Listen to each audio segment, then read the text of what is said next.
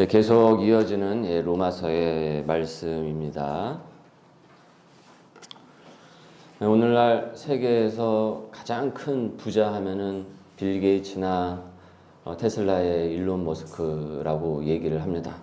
하지만 역사상 가장 부유했던 인물은 석유왕 록펠러였습니다. 여러분 보시는 바와 같이 지난 금요 기도회에서도 제가 잠시 언뜻 이제 말씀을 드렸지만은 그는 사연 많은 이제 가정에서 태어나서 고생을 하면서 이제 자랐습니다. 30대 초반에 아주 사업 수완이 아주 뛰어나서 이미 뭐 백만장자가 되었고 당시에 이제 석유의 품질이 이제 균일하지가 않아서 화재 사고가 참 많이 있었습니다. 특히 이제 등유가 그랬는데 그래서 그 화재 사고가 있어서 일가족이 전체가 이제 죽는 일들도 빈번하게 일이 벌어졌습니다. 그것을 보고서 거기에 착안을 해서 균일한 품질의 석유를 등유를 생산해 내겠다라고 해서 스탠다드 오일, 말 그대로 표준 석유가 되는 거죠. 오일이라는 회사를 세워서 정말 그의 사업은 정말 이루 말할 수 없을 만큼 아주 가속하면서 이제 성장을 하게 됩니다. 50세에는 미국 석유 산업의 90%를 이제 다 차지하게 될 정도였으니까 뭐 말 그대로 이제 독점이죠. 독점.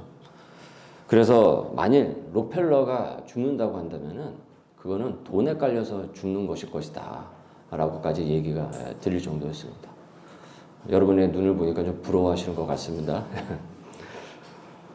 그 정도로 역사상 전무후무한 이제 부를 읽었던 거죠. 한국 교인들에게 록펠러는 어떻게 알려졌나요? 11조를 잘해서 큰 부자가 된 그런 인물로 한국 교회는 그렇게 이제 알려졌습니다. 그런데 실제 그의 삶은 무자비하고 아주 이익만을 극대화한 지독한 자본가였습니다.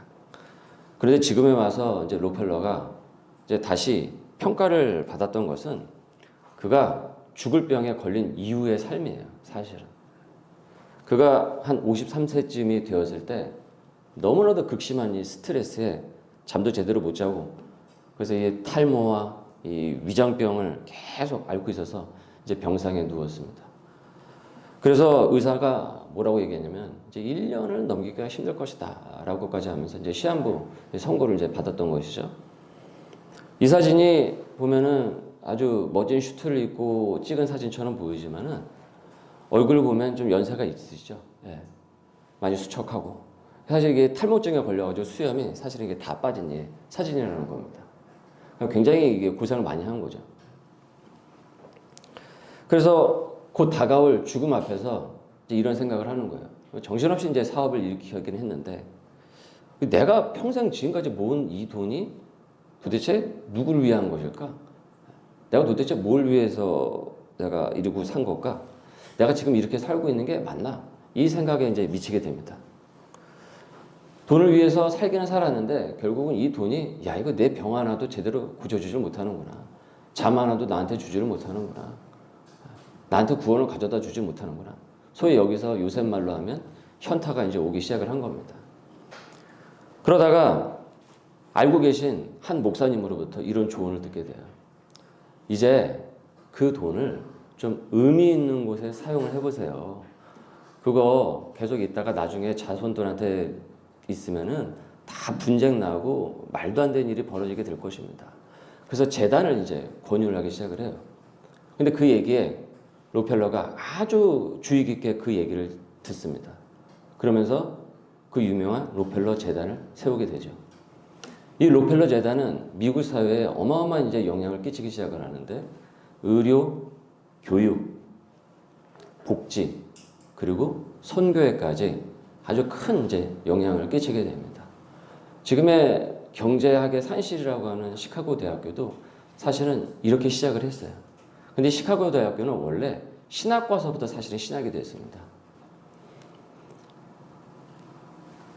그래서 그 범위가 상당했고 미국 사회에 너무나도 큰 파장을 일으키게 돼요. 그리고 1년밖에 못 산다라고 했던 이분이 그 후로 40년을 더 넘게 사십니다. 그래서 거의 100세를 거의 다 채우세요, 이분이. 지금의 우리가 로펠러 하는 그 로펠러를 기억하는 그 삶의 궤적은 사실은 그 50세, 죽을 병 걸린 그 이후의 삶이었던 것이죠. 삼성의 이건희 회장분이 생전에 임직원을 모아놓고 그런 말을 했다고 해요. 사람을 평가를 하는데 1분기, 2분기, 3분기, 4분기 이렇게 분기별로 사람을 평가하지 마라. 그 사람을 평가를 하려고 하면 적어도 30년 이상은 봐야 된다. 그만큼 사람이라는 그 존재가 1분기, 2분기 이렇게 몇 달 만에 평가할 수 있는 영역이 아니라는 것이죠. 오늘까지 명성과 존경을 받던 이가 하루아침에 대역 죄인이 되어가지고 그렇게 무너지는 경우도 우리는 많이 봅니다. 그런 경우도 허다합니다. 반대로 어떻게 저런 사람이 있을 수가 있나? 몹쓸 사람이라 라고 생각을 했는데 소위 개과천선해가지고 완전히 달라진 경우도 있습니다. 사람에 대한 평가는 어떻습니까? 이렇게 입체적이고 단시간에 평가하기 어려운 부분이 있어요. 마치 이 로펠러의 50세 이전의 삶과 그 다음에 50세 이후의 삶이 판이하게 달라졌듯이 말이죠. 요즘 제가 교계에서 안팎에서 목회자들의 은퇴 소식을 지근거리에서 보거나 그리고 곁에서 많이 듣습니다. 그분들의 은퇴를 듣는데 그 소리가, 그 평가가 제각각이에요. 어떤 분은 오랫동안 목회하시는 그 내내 꽤 오랜 시간 동안 존경받는 목회를 하고 많은 사람들에게도 알려졌다라고 칭찬을 받았는데 은퇴를 앞두고 이런저런 여러 논란과 함께 불명예스럽게 떠나는 경우가 있어요. 반면에 어떤 분은 정말 평이하게 목회를 한 것처럼 보여요. 그래서 뭐 사람들도 잘 몰라요. 근데 묵묵히 마지막까지 소명을 다해서 정말 끝나고 나서 아 정말 그 목사님은 진실된 목사님이었구나, 목회자였구나, 이 평가를 받으면서 그 사역을 마무리하는 것을 제가 지근거리나 또 곁에서 제가 소리를 듣게 됩니다. 이처럼 사람에 대한 그 평가는요 언제나 변하기가 쉽고 시간과 상황에 따라서 어떻습니까? 달라집니다. 그래서 그 한 시점을 보고 그 현 시점만을 보고 그 사람을 평가를 하고 판단할 수 없다라는 거죠. 누군가를. 나중에 어떻게 될지 모르는 것이니까. 지난 금요일 저녁 8시에 기도의 시간에 한국과 브라질의 축구 평가전이 있었습니다. 물론 저는 기도회를 인도해야 할 게 보지 못했습니다. 혹시 금요 기도회 넘기시고 그날 축구 보신 분들은 이 시간에 회개하시길 꼭 바라겠습니다. 한국이 5대0으로 졌다고 하죠. 여러분 그 경기에서 누가 이긴 사람입니까? 그 경기 안 본 사람이 이긴 사람입니다. 5대0 경기를 보는데 그게 뭐가 재밌겠습니까? 지금 홍명보 감독을 경질시켜야 된다라고 지금 말이 너무 많아요. 그런데 만약에 여러분 어떻게든 감독직을 유지를 해가지고 내년 북중미 월드컵 때 정말 16강 이상 되는 만약에 성적을 올리게 되면은 그 평가는 다 판이하게 다 뒤집히게 될 것입니다. 아마도 그럴걸요. 아, 홍 감독은 다 계획이 있었구나 라고 하면서 그간의 모든 과정들은 다 영웅담으로 다 소외되게 될 것이에요. 이처럼 사람들의 평가와 기준은요 손바닥 뒤집히듯이 쉽게 뒤집히잖아요. 이렇게 바뀌고 이렇게 쉽게 바뀝니다. 평가라는 것이. 그러니까 그만큼 사람의 평가와 이 기준은 가변적이고 너무 주관적이라는 거죠. 그렇기 때문에 우리는 쉽게 다른 사람을 판단할 수 없다는 겁니다. 이 지점에서 오늘 본문의 말씀 10절로 여러분 눈을 돌려보도록 하겠습니다. 다 같이 봉독합니다. 시작. 내가 어찌하여 내 형제를 비판하느냐? 어찌하여 내 형제를 업신 여기느냐? 우리가 다 하나님의 심판대 앞에 서리라. 이 말씀은 인간이 가진 판단의 한계를 드러내고 있어요. 우리의 눈은요, 우리의 시야는, 우리의 시야에 얽힌 이 세계관은 다른 사람을 보는 그 창은 되게 불완전합니다. 완전하지 않습니다. 아주 균열이 많습니다. 근데 내가 되게 정확하다고 착각을 할 뿐인 것이죠. 오늘 선하게 보이던 사람이요, 내일 넘어질 수 있고요. 그리고 오늘 실패한 사람이 내일 다시 일어서가지고 꼿꼿하게 일어서가지고 언제 저랬나 싶을 정도로 꼿꼿하게 일어나서 갈 수도 있는 것입니다. 신앙도 마찬가지입니다. 믿음도 마찬가지예요. 그래서 그 사람의 영혼이 어디로 향하는지, 종래에 그 사람의 영혼이 종래에 어디로 향하는지, 지옥으로 향할지 천국으로 향할지 지금 이 순간의 모습만으로 보고서 단정할 수 없어요. 그렇기 때문에 사람의 그 판단은 그 결과를 보증하지 못합니다. 여러분, 내가 이 사람을 판단했다고 해서 그 판단이 나중에 그 사람의 미래가 다 정확하게 맞는 보증이 됩니까? 아니에요. 틀리는 경우가 너무 많이 있습니다. 이를 로마서에서는 그 결과를 너희가 미리 그 사람을 판단하지 말고 하나님의 판단과 재판과 심판에 중심을 두라고 합니다. 그 판단의 중심을 너희들에게 두지 말고 하나님께 두라라고 합니다. 왜 그럴까요? 한치 앞을 못 보는 인생이기 때문에 그런 것이죠.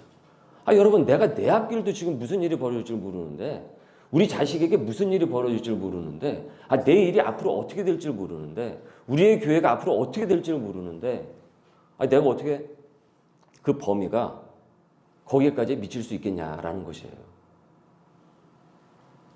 그렇기 때문에 하나님만이 각 사람의 마음을 아시고 그 끝을 보시는 분이라는 거예요. 그래서 너희들도 너희들의 앞길을 모르는데 어찌 그 사람의 끝을, 마지막을 알 수가 있겠느냐라는 것이죠.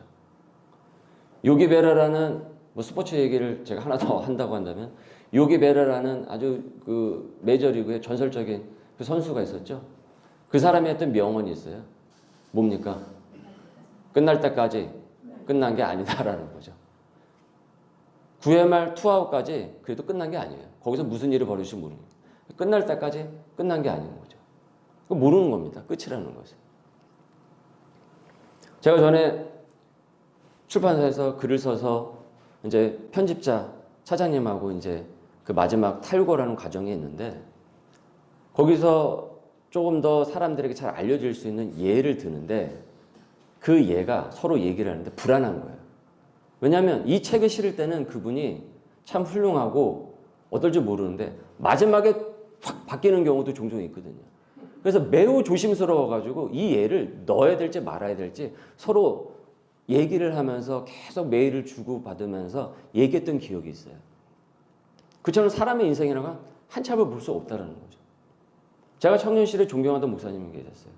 근데 어느 순간 은퇴하실 때 와르르 무너지시는 걸 보게 됩니다. 그걸 보면서 저도 반면교사를 삼아요. 오늘이야 제가 이 단상에 서서 지금 이 순간이야 하나님 말씀 앞에 서서 하나님 말씀을 선포를 하지만은, 제가 어떻게 될지 제가 어떻게 알겠습니까? 사울도 그랬는데, 다윗도 그렇게 고꾸라진 적이 있었는데, 하물며 여러분들이야, 여기 계신 우리 분들이야, 저만 망가질 수 없죠. 그래서 그 사람이 망할지 승리할지 너희들이 어찌 안다고 하느냐. 그게 사실 오늘 로마서의 말씀이에요.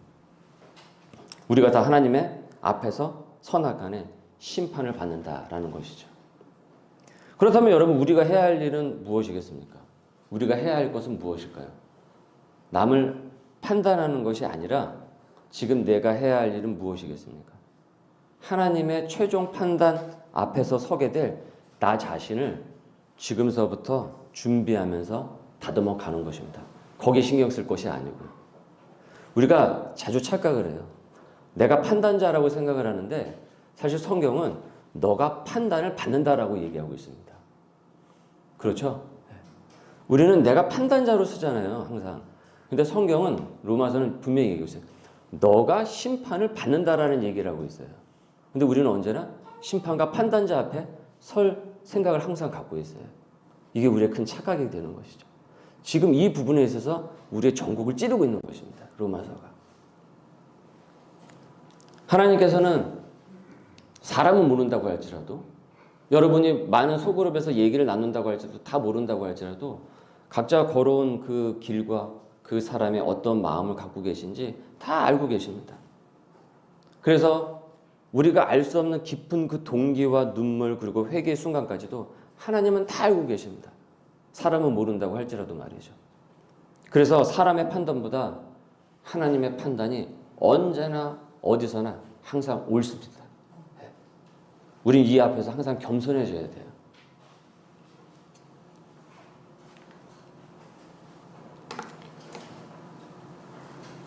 이제 우리 본문을 11절과 12절로 시선을 한번 옮겨보도록 하겠습니다. 읽습니다. 시작. 기록되었으되 주께서 이르시되 내가 살았노니 모든 무릎이 내게 꿇을 것이요 모든 혀가 하나님께 자백하리라 하였느니라. 이러므로 우리 각 사람이 자기의 일을 하나님께 직고하리라. 직고하리라. 저와 여러분은 직고합니다. 결국 모든 사람은 하나님 앞에 설 날이 온다라고 전하고 있어요. 그날에는 비교나 비난은 의미가 없습니다. 하나님 앞에서 나는 어떻게 살았는가 이것만 남습니다. 요거 하나만 딱 남습니다. 다른 거는 다 산만한 것들입니다. 그러므로 지금 우리가 살아가는 이 시간은 누군가를 부지런히 재단하는 그 시간이 되는 것이 아니라 오히려 그 부분에 있어서는 판단은 게을러야 돼요. 그건 게을러야 돼요. 근데 하나님 앞에서 살아가는 부분에 있어서는 부지런해야 됩니다. 이것이 바뀌게 될 때 예상치 못한 하나님의 심판대 앞에서 직구하는 현실을 맞이할 수밖에 없게 되죠. 그래서 하나님 앞에서 신실하게 서기 위한 사실 오늘 이 시간은 우리의 준비의 시간인 줄 믿습니다. 베드로가 어느 날 예수님과 있다가 요한을 이렇게 가리키면서 물어봤습니다. 예수님, 앞으로 쟤는 어떻게 되는 겁니까? 저 친구는 어떻게 되는 겁니까? 라고 하면서 물어봤어요. 근데 평상시에 이게 사회학적으로 이제 이 복음서 말씀을 보게 되면은 이 베드로가 요한에 대해서 묘한 이 경쟁심을 갖고 있었어요. 그래서 항상 신경을 많이 썼어요. 이제 신경이 쓰이는 거죠. 자기 앞날보다 누구의 앞날이요? 요한. 예. 항상 비교가 많으니까. 그래서 요한은 어떻게 되는 겁니까? 라고 했더니 예수님께서 그의 마음을 훤히 알고 계셨습니다. 그래서 뭐라고 얘기하셨죠? 뭐라고 얘기하셨습니까? 그가 어떻게 되든 말든 너는 나를 따르라. 너는 나를 따르라. 라고 답하셨어요. 이것이 무엇을 얘기하고 있습니까? 너희가 판단하는 것이 아니라 너희가 판단을 받는다. 라는 것이죠. 베드로야, 너가 요한을 판단하는 것이 아니라 너가 하나님 앞에서 판단을 받는 인생이야. 이 얘기를 에둘러서 말씀하신 것이죠. 그래서 너는 나를 따르라 라고 하신 것이죠. 여러분, 판단을 받는 이가 어떻게 남을 정죄를 하고 판단할 수가 있겠습니까? 그렇기 때문에 부지런한 판단이 아니라 무엇이 우리에게 필요할까요? 부지런히 주를 위해 사는 것이 우리에게 필요하겠죠. 종종 우리는 쉽게 너무 판단을 하죠. 저 사람은 변하지를 않아. 끝났다. 근데 정말 그러냐라는 거예요. 그 사람의 미래가. 우리가 어떻게 알겠습니까? 록펠러가 그 죽을 병에 걸린 다음에 50세 이후서부터 지독한 그냥 사업가라고 저렇게 그냥 인건비고 뭐고 다 그냥 내려치고 막 하는 사람이라고 하면서 죽는다고 한다면 돈에 깔려서 죽을 사람이라고 그렇게 폄하를 하고 그렇게 욕을 했는데 그 사람이 그 이후에 그렇게 해서 미국 사회에 그와 같은 큰 영향을 끼칠 거라고 누가 상상을 했겠어요. 그 사람이. 목사님 얘기를 듣고 재단을 세워가지고 그 재단이 지금까지 쭉 나오고 있는 것 아닙니까? 많은 학생들을 그 교육을 시키고 바울처럼 이전에는 교회를 막 핍박을 했습니다. 근데 나중에는 어떻습니까? 복음을 전하는 사람이 되었죠. 교회를 더 크게 세우는 사람이 되었습니다. 그것도 누구도 예상하지 못한 것이었어요. 지금은 너무 반듯한 신앙인이지만 무슨 일인지 나중에는 전혀 다른 사람으로 변하는 경우도 있어요. 여러분, 사울의 등장을 보십시오. 얼마나 좋게 등장을 했습니까? 얼마나 겸손히 등장을 했습니까? 근데 마지막 그의 퇴장은 어땠습니까? 비참했죠. 이처럼 사람의 예측을 누가 알 수가 있겠습니까? 물론 그런 경우도 있어요. 싹시 노랗다라는 말이 있죠. 싹시 노래가지고 나중에 열매를 보면 그렇게 되겠다라고 해서 그게 맞는 경우도 있긴 있어요. 3살 버릇 8까지 간다고 해서 그것의 습관은 바뀌질 않아. 사람의 습관이라는 것은. 그 사람이 어떻게 바뀔 수가 있겠어. 그렇게 하면서 그렇게 되는 경우도 있어요. 근데 놀라운 게 있습니다. 제가 목회를 하면서. 이게 목회 현장에 있다 보면은 이 논리가 다 뒤바뀌는 경우를 너무 많이 봐요, 제가. 그래서 그것이 확률적으로도 너무 많이 틀려요. 그렇다고 한다면은 우리가 영혼을 어떻게 바라봐야 되겠습니까? 하나님의 시각으로 바라봐야 되는 거죠. 세상에서 들은 귀동냥의 얘기로 어떤 얄팍한 그 생각으로 우리가 보는 것이 아니라. 그래서 예수님께서 이런 얘기를 하셨어요. 먼저 된 자가 나중이 되고 나중이 된 자가 먼저 된 자다. 먼저가 되기도 한다. 라고 했습니다. 그러므로 우리는 남을 판단하며 보내는 시간보다 오히려 주님을 위해서 부지런히 사는 시간으로 늘려야 될 줄 믿습니다. 판단하는 입술이 되는 것이 아니라 복음으로 섬기는 그 손이 훨씬 더 귀합니다. 비난하는 마음보다 중보의 무릎이 훨씬 더 강력합니다. 로마서에서 오늘 바울은 전하고 있어요. 8절입니다. 읽습니다. 우리가 살아도 주를 위하여 살고 죽어도 주를 위하여 죽나니 그러므로 사나 죽으나 우리가 주의 것이로다. 이것이 무엇입니까? 나는 이제 남을 판단하는 자리가 아니라 주를 위해 살아가는 자리로 부름을 받았다라는 사명의 선언이 되는 것이죠. 오늘 말씀은 우리에게 아주 중요한 것을 전하고 있습니다. 우리 모두가 너와 내가 다 하나님의 심판대 앞에 설 수밖에 없다라고 전하고 있어요.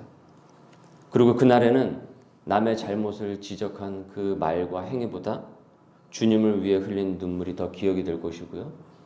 누군가를 정죄한 아주 치밀한 그 논리보다, 아주 말의 논리 정연한 그 논리보다 그 영혼을 위해서 드린 기도가 상급이 될 것입니다. 그런 시간이 될 것입니다.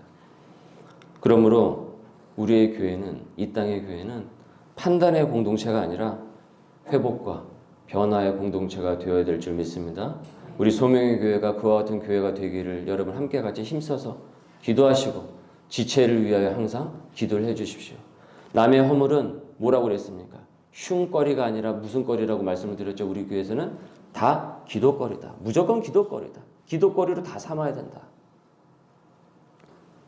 믿음이 누군가 약해서 흔들릴 때 비난이 아니라 그 영혼이 다시 하나님께 돌아올 수 있도록. 그래서 정말 눈물을 흘리는 사람이 이 가운데 애타하는 사람이 정말 많아질 수 있도록 하나님께서는 그 교회를 사랑하십니다. 그 교회를 쓰실 줄 믿습니다. 판단이 아니라 기도, 정죄가 아니라 관심, 비판이 아니라 복음으로 회복을 위해 함께 울어주고 함께 즐거워할 수 있는 거룩한 믿음의 공동체가 될 수 있기를 주님의 이름으로 축원합니다. 우리 말씀에 잇대어 기도하겠습니다. 주님, 저로 하여금 판단하는 입술이 아니라 주님을 위해 살아가는 부지런한 마음을 갖게 하여 주시고 복음으로 영혼을 회복시키는 사람이 되게 하여 주옵소서. 우리 함께 같이 기도합니다.